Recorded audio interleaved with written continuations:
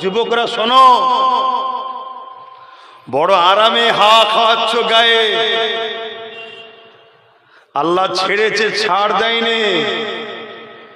আল্লাহ দিয়া হাত নিয়ে কাদের হয়ে লড়াই করো, আল্লাহ দিয়া পা দিয়ে কাদের পিছনে ঘোরো, আল্লাহ দিয়া জবান দিয়ে কাদের হয়ে কথা বলো, আল্লাহ দিয়া জিন্দেগি কাদের পিছনে খরচ করছো, আল্লাহ দিয়া চোখ দিয়ে কি দেখছো, আল্লাহ দিয়া যৌবনের তাকত কাদের পিছনে খরচ করছো।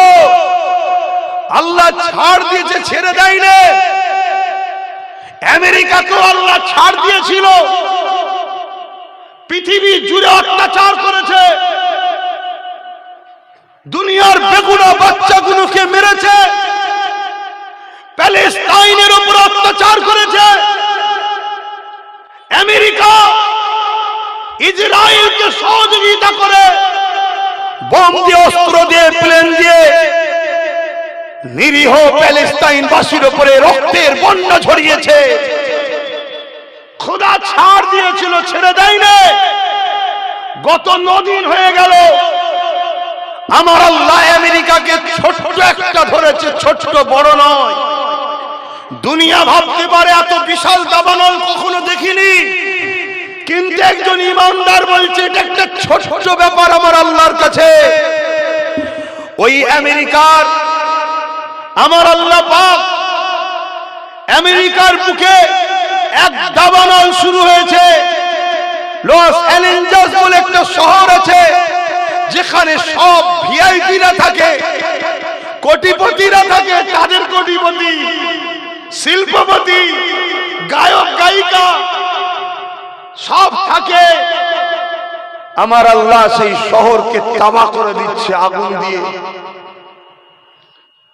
হাজারো চেষ্টা করছে পানি দিয়ে বন্ধ করার, 100 স্পিডে হাওয়া চলছে আর আগুন চলছে, হাওয়া চলছে, আগুন চলছে। পানি শেষ হয়ে গেছে, আগুন এখনো বন্ধ হয়নি।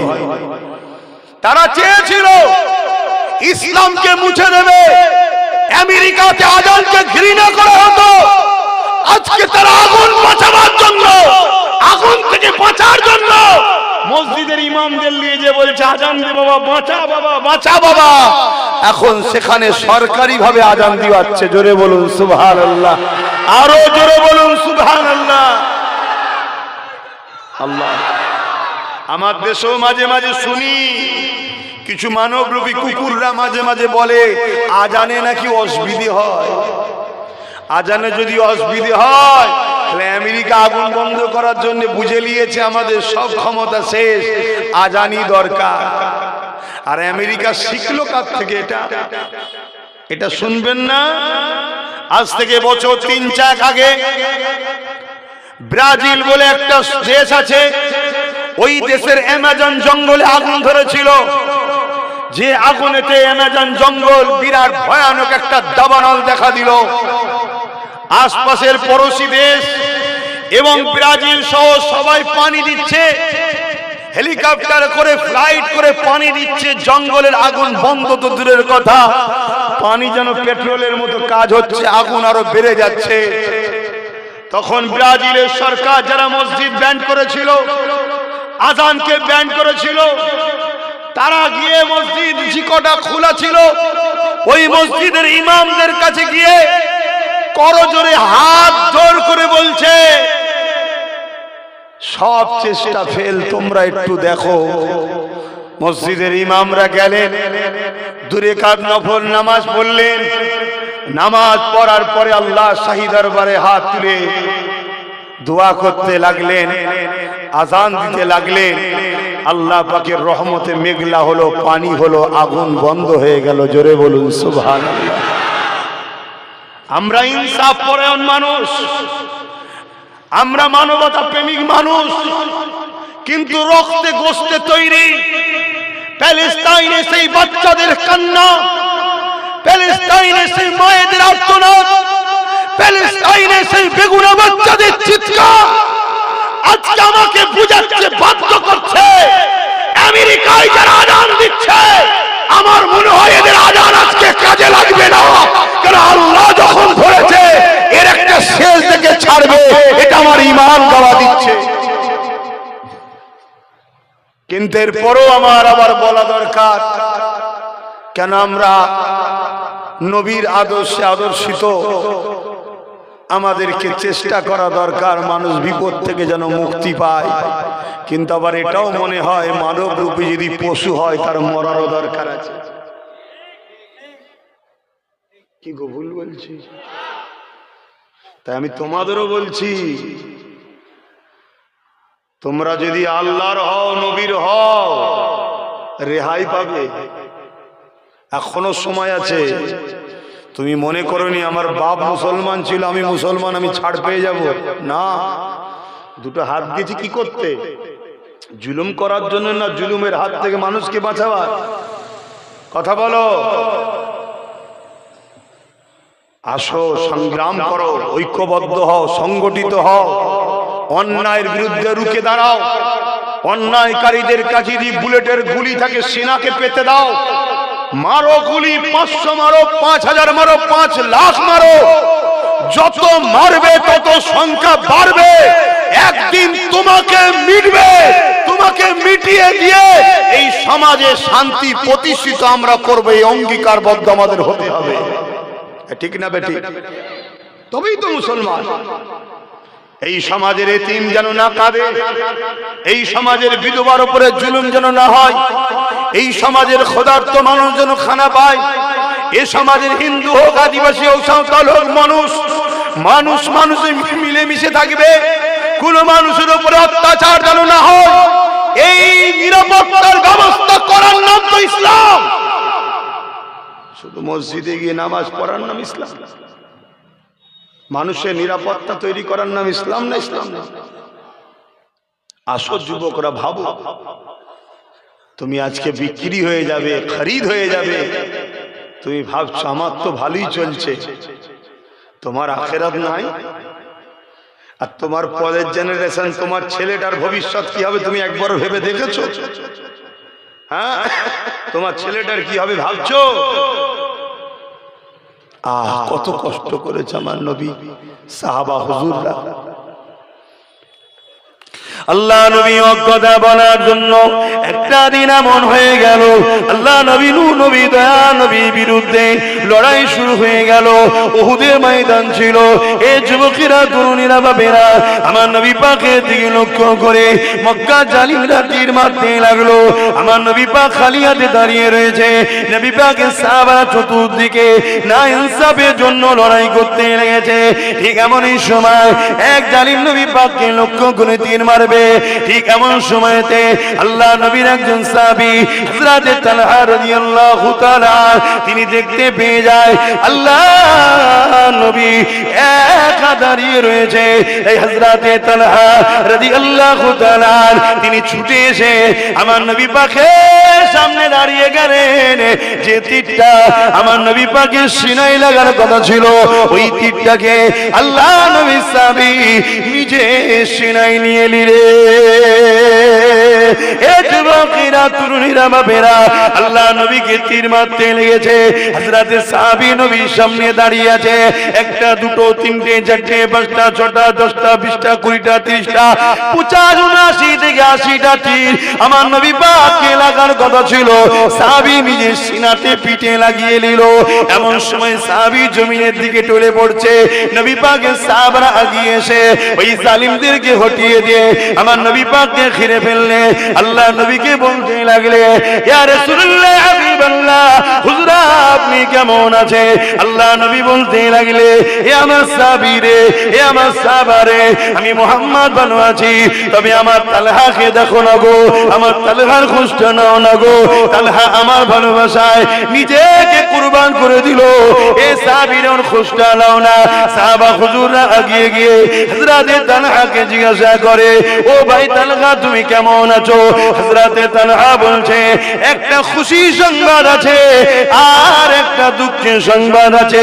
খুশি সংবাদ কি? হযরতে তালহা বলতে লেগেছে আমি আমার জানটা আল্লাহর জন্য দিয়ে দিলাম, নবীর প্রেমে দিয়ে দিলাম, এই জন্য আল্লাহ আমার জান এখনো বেরোয়নি, যাবার সময় হয়ে গেছে, কিন্তু আল্লাহ আমাকে জান্নাত দেখাতে লেগেছে। আরো জোরে বলুন সুবহান। দুঃখের খবর কি রয়েছে? হযরতে তালহা বলতে লাগলে আল্লাহ আমাকে একটা জান দিয়েছিল, আমি আমার নবীর জন্য দিয়ে দিলাম। আল্লাহ যদি আমাকে 100টা জান দিত, আমি নবীর জন্য 100টাই জান দিয়ে দিতাম। আরো জোরে বলুন সুবহান।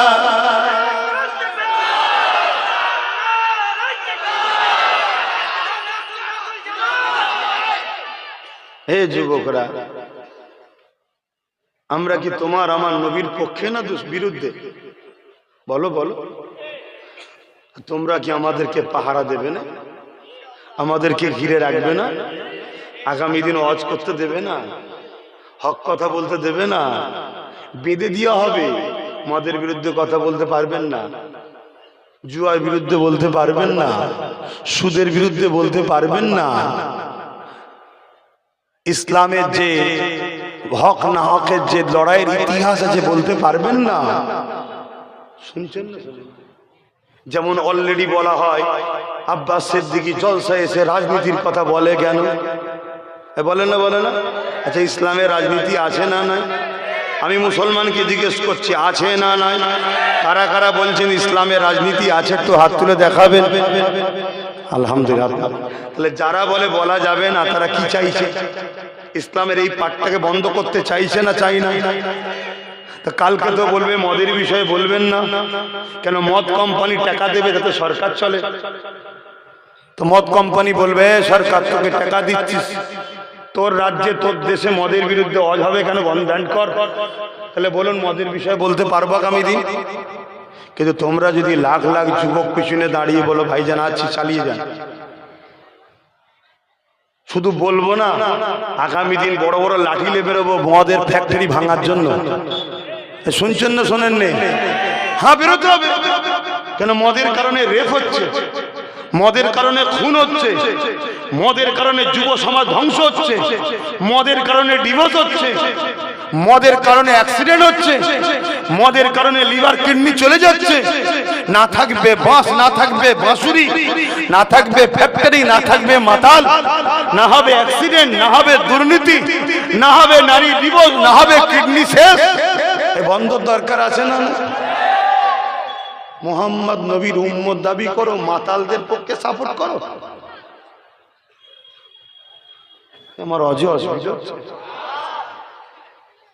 আমাকে তো ইসলাম বলতে নিয়ে এসেছে না? আপনারাও বলছেন এসব কথা বলা যাবে না। আমি বুঝতে পারছি না, বলা যাবে তো? আবার আপনারা আমার বিরুদ্ধে লেগে যাবেন না? আচ্ছা, সবাই যদি আমার বিরুদ্ধে লেগে যায় তাহলে কি বলা বন্ধ? আরো জোর বলবো। আমি খুব জেদি ছেলে ভাই, যেখানে বলবে সুই ঢুকবে না ওখানে ফাল ঢুকিয়ে ছাড়বে। কথা বুঝছেন না? বোঝেন না? হ্যাঁ, ট্রাই করে দেখুন, ট্রাই করে দেখুন। আমার লাইফে তো সবসময় তো আপনারা আমার সাথে আছেন। কি আছেন তো নাকি? আগে ছিলেন না? সবসময় দেখেছেন তো আমাকে। চেঞ্জ হয়ে গেছে নাকি? বিক্রি হয়ে গেছি? খুব ভালো তারে বোঝেন বাপ আমার, ভাই আমার, খুব ভয়ানক দিন আসছে। তুমি কি চাও তোমার বোনটা ডিভোর্স হোক মদের কারণে?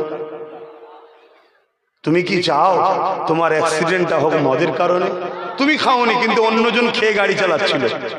কিছুদিন আগে শুরু হয়েছিল আবার কি ফু দাও ফু, কি চেক হচ্ছে বলছে মদ খেয়েছে কিনা। হাই রে কপাল, ওখানে দোকান খুলে রাস্তায় বসে।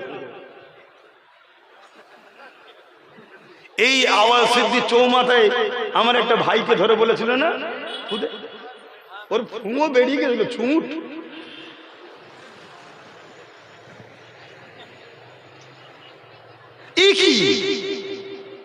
টোটাল ব্যান্ড করে কি তা করবেন না। মোটা ইনকাম আছে, মাসে মাসে মা বোনেদের দিতে হবে 1000 2000 করে। মদ থেকেই তো টাকা টাকা দিচ্ছে আমার মাকে। আর আমার নামাজি পড়া মা, কোরআন পড়া মা খেয়ে আগে ফজর পড়তো, এখন ফজরে ঘুমোচ্ছে। আগে কোরআন পড়তো, এখন কোরআন খুলেই আর দেখেনি। এত অ্যালার্জি কিসের হলো না বুঝতেই পারছে না। ধ্বংস হচ্ছে কেন? কেন ভেতরে হারাম ঢুকছে। শুনছেন তো ভাই? হায় হায় হায়। নবী পাকের হাদিস আখরি জামানায় বাপ নিজের কন্যাকে ধরে রাখতে পারবে না। আল্লাহ নবীর হাদিস কি? আখরি জামানায় বাপ নিজের কন্যাকে কন্ট্রোল করতে পারবে না, স্বামী তার স্ত্রীকে কন্ট্রোল করতে পারবে না। এটা কার হাদিস? জোরে বলুন। নবীর। ভাবতে পারছেন কিভাবে হচ্ছে? যখন মেয়ের হাতে পয়সা চলে যাবে বাপের দিকে তাকাবে,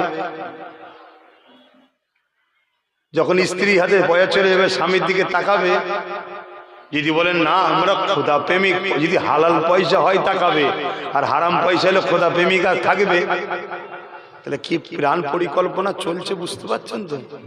এই সব কি দিনকে মিটাবার জন্য না বাঁচাবার জন্য? একটু কথা বলছেন না কেন? তাহলে দিনকে যারা মিটাতে চাইবে ক্ষমতা দিয়ে, তাহলে আমরা কি বলবো না যে এগুলো সব ইসলামের দুশ্মন?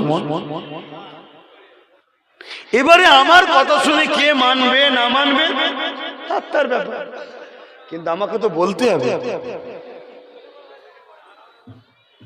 কেননা আমার নবী পাক অনেক কষ্ট করে ইসলাম প্রতিষ্ঠিত করেছে, অনেক কষ্ট করে জমিন থেকে মদকে ব্যান করেছিল।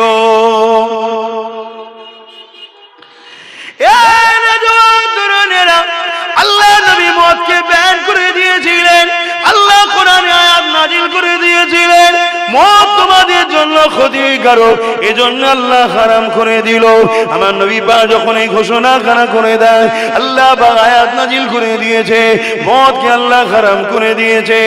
এ নওজোয়ান তরুণেরা বাপেরা, সঙ্গে সঙ্গে দেখা যায় এই রকম করে মদিনা মক্কা ট্রেনগুলো দিয়ে বর্ষার সময় যেমন পানির স্রোত যায় ওইভাবে মদ যেতে লেগেছে। অর্থাৎ যা যেখানে ভাঁড় ছিল মদের যা ছিল সব কিছু ভেঙে দিয়েছে। এমনকি কোন সাহাবী হুজুররা বলতে লেগেছে, আমরা দেখতে লেগেছি অনেকে মদের পাত্র মুখের গোড়ায় নেমেছিল, যেই কানে গেছে নবী বলেছে হারাম অমনি ফেলে দিয়েছে। অনেকে মুখের মধ্যে দিয়েছে ঢোক এখনো গেলেনে, যেই বলেছে হারাম উগলে দিয়েছে। এ যুবকেরা তরুণীরা বাপেরা, আজকে নবীর উম্মত দাবি করি, আজকে নবীর দ্বীনের আলেম দাবি করি, আজকে নবীর দ্বীনের পীর দাবি করি, মুর্শিদ দাবি করি, আজকে নবীর দ্বীনের মাদ্রাসার ইমাম দাবি করি, আলেম দাবি করি, মসজিদের ইমাম দাবি করি। আজকে মদকে নিয়ে এত হারুহুরি হচ্ছে, কোন মসজিদে দাঁড়িয়ে ইমাম বক্তব্য দিচ্ছে না, কোন আলেম জলসার মাহফিলে মদের বিরুদ্ধে বলছে না, কোন পীর খানকায় দাঁড়িয়ে মদের বিরুদ্ধে বলছে না। এই সমাজের মুসলিম ঘরের ছেলেরা তারা আজকে মদের দিকে আসক্ত হয়ে যাচ্ছে। মনে রাখবেন আল্লাহর জান্নাত হলো পাক পবিত্র, যে শরীরে না পাক জিনিস চলে যাবে পাক জান্নাতেও তা যাবে না। যদি বলেন আমি করে ফেলেছি এখন কি করব, আমার ভয় এসেছে, তাহলে উচিত হবে তওবা করে নিয়ে আল্লাহর কাছে কাঁদাকাটি করো, আল্লাহর কাছে ক্ষমা চাও। হে আল্লাহ, শয়তানের ধোঁকায় পড়ে করে ফেলেছি, আপনি আমাকে মাফ করে দিন। আজকে মনে রাখবে, আজকে ইমাম হুজুরদেরকে জানায়, মুফতি মাওলানাদের জানায়, আপনাদের ঘরে মদের টাকা দিয়ে হচ্ছে না তো, মদের পয়সা আপনাদের ঘরে খাওয়ানো হচ্ছে না তো, সুদের পয়সা খাওয়ানো হচ্ছে না তো, বিধবাদের মাল ছুটে যাওয়ার পয়সা খাওয়াচ্ছে না তো, নারীদের ঘরে লাইসেন্স দিয়েছে দেহ বিক্রি করার, ওই পতিতালয়ের যে টাকা ওই টাকারও ট্যাক্স নিচ্ছে, ওই টাকা ইমাম আপনাকে দেয়া হচ্ছে না তো, আপনি কি টাকা পাচ্ছেন একবারও কি জানতে পেরেছে? তে আপনি কেন কথা বলছেন না? মদ মুক্ত সমাজ চায়, লোন মুক্ত সমাজ চায়, পণ মুক্ত সমাজ চায়, সুদ মুক্ত সমাজ চায়, জুলুম মুক্ত সমাজ চায়। বেইনসাফি করা চলবে না। এই সমাজে গরিব হাসবে, এতিম হাসবে, বিধবা হাসবে, অসহায়রা হাসবে। এই সমাজে এই নেশাকে বন্ধ করে দেওয়া দরকার। এই কথা কেন সমাজ সমাজে বলা হচ্ছে না। এলে বুঝতে হবে, চিন্তা করতে হবে।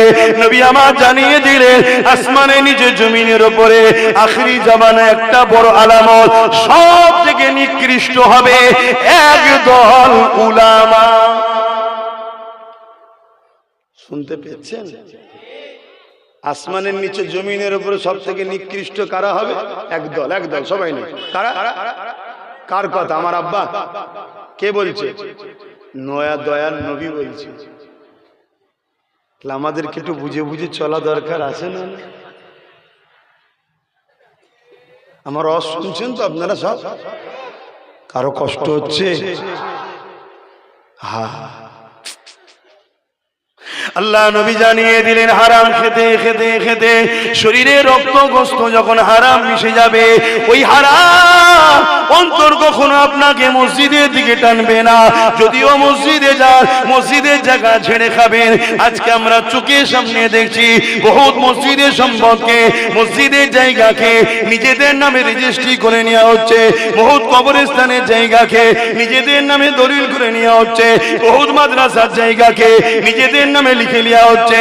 এই যুবকের আল্লাহ নবী জানিয়ে দিলে ওই হারাম শরীরের মধ্যে ঢুকে যাওয়ার জন্য আস্তে আস্তে আপনাকে গান ভালো লাগবে, যাত্রা ভালো লাগবে, জুয়া ভালো লাগবে, মসজিদ মাদ্রাসা কোরআন তিলাওয়াত ওয়াজ মাহফিল ভালো লাগবে না। সর্বশেষ আপনার পরিণাম কি হবে? মরণের সময় জবান দিয়ে কলেমা বেরোবে না। আপনি বেঈমান হয়ে মারা যাবে। বেঈমান হয়ে যারা মারা যায় ওদের কবরে আল্লাহ 99টা সাপ দেবে। এই যুবকরে দে আল্লাহকে ভয় করো। যদি কোনো কেউ মনে করে যখন মারা যাবে তখন দেখা যাবে, না না না, কাল সূর্য উঠবে তুমি আমি না উঠতে পারি। এই সাবধান সতর্ক করে দিয়ে যাচ্ছি, আল্লাহকে ভয় করো। হারাম দ্রব্য খেও না, এতিমের মাল ছেড়ে খেও না, গরিবের মাল ছেড়ে খেও না, মসজিদ মাদ্রাসা সম্পদ খেও না, জুয়া জিনা ব্যভিচারী সুদ খুদ মদের জিনিস খেও না, হারাম দ্রব্য খেও না। কোন জিনিস খাবার আগে 100 বার জানা দরকার এই খাদ্যটা হারাম না হারাম। এই পরনার জামা একটা হারাম হয়ে যায়, খুলে ফেললে মিটে যাবে, কিন্তু ভেতরে যদি হারাম চলে যায় ওই রক্তটাকে তুমি কি করে চেঞ্জ করবে? আমার মনে হয় সংক্ষেপ করে দেওয়া ভালো। আপনাদের মন টন খারাপ মনে হয়? হ্যাঁ, সংক্ষেপ করে দিন না। মাহফিলটা হচ্ছে বেশ ভালো সুন্দর জায়গায়। শেষকালে তোমরাই যদি বলো ওই হুজুর সামনে বছর এলে আর মাহফিল হবে না, আর আজগার বা কিছু ছেলে আছে পাগলগুলো তো আমাকে ছাড়া করবে না, এক জ্বালার ব্যাপার। এই বছরে এই এলাকা থেকে তোমাদের এই অশোকনগরের 4-5টা জলসা করতে গেছে, 2026-এর জলসা করতে গেছে বা 25-এর শেষের দিকে। আমি ওদেরকে জিজ্ঞেস করলাম গত বছর কে গেছিল রে? বলছে আপনার দাওয়াত পাইনি তাই জলসা বন্ধ রেখেছিলাম। আমি সে কিরম কথা? গ্রামে বাৎসরিক একটা জলসা হলে বালা মুসিবত তো দূর হবে। বলছে না, বালা বেড়ে যাবে। আমি তার মানে বলছে যাকে নিয়ে যাবো দেখা যাবে সে আপনার বিরুদ্ধেই বলবে। অতএব যে এক কাঠটা হয়েছি কষ্ট করে, এই এক কাঠটা আর ভাগল লেগে লাভ নেই। এই আগেকার যুবকরা এরকম একসাথে বসতো। আমি অহংকার করছি, সত্যি করে বলেন তো এইভাবে বুঝতো? উত্তর 24 পরগনার যুবকের সঙ্গে অন্য কোন জেলাদের যুবকদের বন্ধুত্ব ছিল? কোন সম্পর্ক ছিল? আর আজকে খেয়াল করে দেখুন, সব জায়গায় একে অপরের সঙ্গে যোগাযোগ আছে, বন্ধুত্ব আছে। তবে এই বন্ধুত্বটাকে সামান্য কিছু অর্থের জন্য আবার ফাটল ধরাবার চেষ্টা চলছে। করবে? খুব সাবধান। যদি তোমাকে কেউ কিছু দেয় আর বিনিময়ে যদি তোমাকে কেউ গোলাম বানাতে চায়, তুমি গোলাম হতে রাজি? এটুকু লিবার আগে দেখো গোলাম হচ্ছ না তো। এটা শুধু মাথায় রেখে দিও, গোলাম বানাচ্ছে না তো। গোলাম অন্যায় দেখলেও চুপ থাকতে হবে, কেন আমার মনিব করছে। গোলাম কি? অন্যায় দেখলেও চুপ থাকতে হবে, কেন আমার মনিব করছে। আর গোলাম তো সে নয় যে অন্যায় দেখলেও বলবে। আমাদেরকে আমার আল্লাহ রাসূল শিখিয়েছে অন্যায় যদি তোমার ভাইও করে তার বিরুদ্ধেও কথা হবে, ঠিক না বে ঠিক? এটাই হবে ইমানের পরিচয়। তো যা আসেন একটু সালাত ও সালাম দিয়ে নিন। ইয়া নবী সালাম।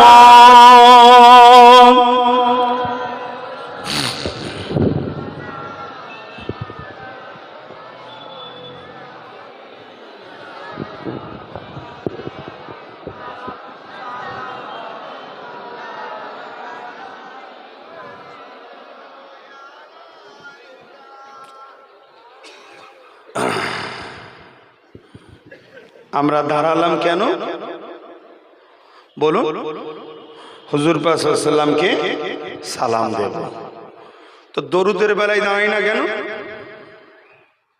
বলুন? আমি প্রায় জায়গায় বলেছি দরুদের বেলায় দাঁড়াই না কেন? দরুদ পড়লে নেকি হয়।